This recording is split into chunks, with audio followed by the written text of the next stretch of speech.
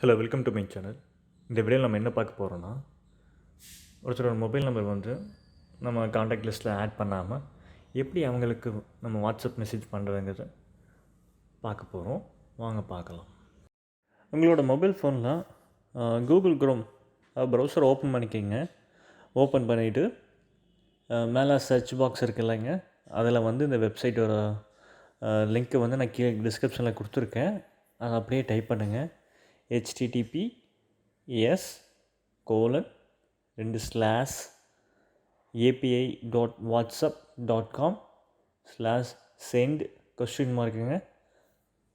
phone equal to அப்படின்னு போட்டு உங்கள் மொபைல் நம்பர், அதாவது எந்த மொபைல் நம்பருக்கு நீங்கள் அனுப்ப போகிறீங்களோ அவங்களோட மொபைல் நம்பர் டைப் பண்ணிக்கிங்க.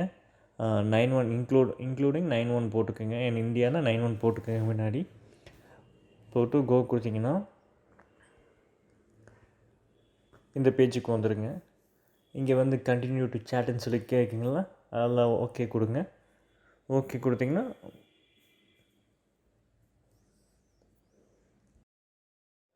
இப்போ வந்து அவங்களுக்கு மெசேஜ் பண்ணிக்கலாம். இப்போ வந்து நான் உங்களுக்கு காமிக்கிறேன். இந்த நம்பர் வந்து நான் என் ஃபோனில் சேவ் பண்ணவே இல்லைங்க. நீங்கள் பார்த்தீங்களா? சரி, வீடியோ பார்த்தீங்களா? ரொம்ப யூஸ்ஃபுல்லாக இருந்துச்சா? அப்படியெல்லாம் ஒன்றும் இல்லை.